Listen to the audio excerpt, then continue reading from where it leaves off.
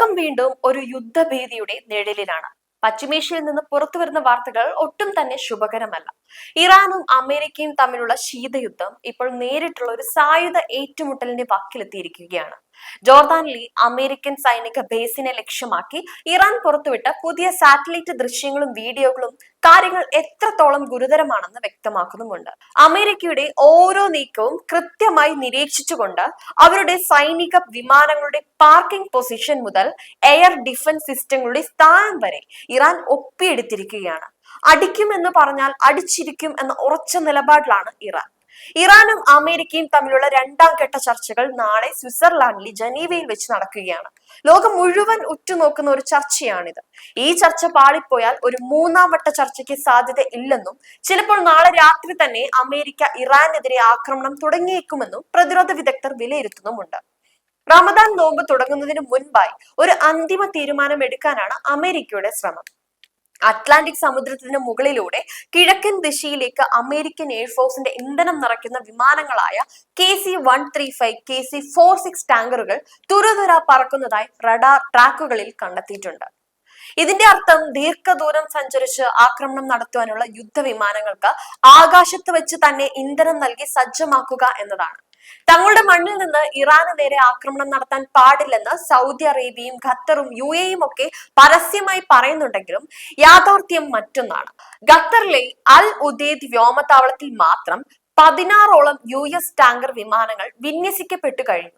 ഇത് കാണിക്കുന്നത് ഗൾഫ് രാജ്യങ്ങളുടെ മണ്ണിൽ അമേരിക്കൻ സന്നാഹങ്ങൾ പൂർണ്ണമായും സജ്ജമാണെന്നാണ്. ഇറാന്റെ തിരിച്ചടി ഭയന്നാണ് ഈ രാജ്യങ്ങൾ പരസ്യമായി പ്രസ്താവനകൾ നടത്തുന്നതെങ്കിലും സൈനികമായി അവർ അമേരിക്കയ്ക്ക് എല്ലാ സൗകര്യങ്ങളും നൽകുന്നുണ്ട്.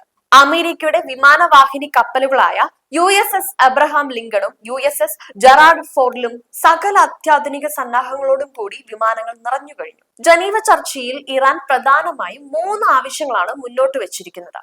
എണ്ണ, പ്രകൃതിവാതക മേഖലയിലെ ഉപരോധം മാറ്റുക, ഖനന നിക്ഷേപങ്ങളിലുള്ള നിയന്ത്രണങ്ങൾ നീക്കുക, വിമാനങ്ങളും യുദ്ധക്കോപ്പുകളും വാങ്ങുന്നതിനായുള്ള തടസ്സങ്ങൾ ഒഴിവാക്കുക എന്നിവയാണ്. തങ്ങളുടെ പക്കലുള്ള സമ്പുഷ്ടീകരിച്ച യുറേനിയത്തിന്റെ അളവ് കുറയ്ക്കാൻ തയ്യാറാണെങ്കിലും ആണവ പദ്ധതി പൂർണ്ണമായും നിർത്തിവെക്കാൻ ഇറാൻ തയ്യാറല്ല.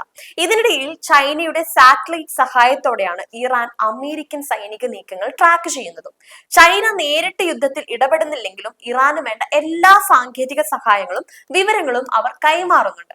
ഇത് അമേരിക്കയെയും ഇസ്രായേലിനെയും ഒരുപോലെ പ്രതിരോധത്തിലാക്കുകയാണ്. ജോർദാനിലെ മുവാഫാഖ് സാൾട്ടി എയർബേസിനെ ലക്ഷ്യമാക്കിയുള്ള ഒരു ആനിമേഷൻ വീഡിയോ ആണ് ഇറാൻ ഇപ്പോൾ പുറത്തുവിട്ടിരിക്കുന്നത്. ചൈനീസ് സാറ്റലൈറ്റുകളുടെ സഹായത്തോടെ തയ്യാറാക്കിയ ഈ വീഡിയോയിൽ അമേരിക്കയുടെ F-15, F-35 യുദ്ധവിമാനങ്ങൾ എവിടെയാണ് പാർക്ക് ചെയ്തിരിക്കുന്നതെന്ന് കൃത്യമായി കാണിക്കുന്നുമുണ്ട്. കൂടാതെ അമേരിക്കയുടെ അഭിമാനമായ ടാഡ് മിസൈൽ പ്രതിരോധ സംവിധാനത്തിന്റെ സ്ഥാനവും അവർ കണ്ടെത്തിയിട്ടുണ്ട്. ഈ സംവിധാനം പ്രവർത്തിപ്പിക്കാൻ മാത്രം കോടിക്കണക്കിന് ഡോളറാണ് അമേരിക്ക ചിലവാക്കുന്നത്. 11 ദിവസത്തെ പ്രതിരോധത്തിനായി മാത്രം ഏകദേശം $2.35 ബില്യൺ ചിലവ് വരുമെന്നാണ് കണക്കുകളും. അമേരിക്കയുടെ സാമ്പത്തിക നട്ടെല്ല് ഒടിക്കുന്ന രീതിയിലുള്ള ഒരു നീണ്ട യുദ്ധത്തിനാണ് ഇറാൻ പദ്ധതിയിടുന്നത് തന്നെ. റഷ്യ-ഉക്രൈൻ യുദ്ധം നടക്കുമ്പോൾ റഷ്യക്ക് ഇറാന് നൽകാൻ കഴിയുന്നതിനേക്കാൾ വലിയ പിന്തുണ ഇപ്പോൾ ചൈനയിൽ നിന്ന് ലഭിക്കുന്നുണ്ട്. ചൈന തങ്ങളുടെ പുതിയ ആയുധങ്ങൾ പരീക്ഷിക്കുവാനുള്ള വേദിയായി ഈ സാഹചര്യത്തെ കണ്ടേക്കാം. നാളത്തെ ചർച്ച ഫലം കണ്ടില്ലെങ്കിൽ ഒരു വലിയ ലോക മഹായുദ്ധത്തിലേക്ക് തന്നെ കാര്യങ്ങൾ നീങ്ങാനും സാധ്യതയുണ്ട്. എന്നിരുന്നാലും യുദ്ധം ഒന്നിനും ഒരു പരിഹാരമല്ല എന്ന് നമ്മൾ ഓർക്കണം. വിട്ടുവീഴ്ചകൾ ചെയ്തും ചർച്ചകളിലൂടെയും ഈ പ്രതിസന്ധി പരിഹരിക്കപ്പെടട്ടെ എന്ന് നമുക്ക് പ്രത്യാശിക്കാം.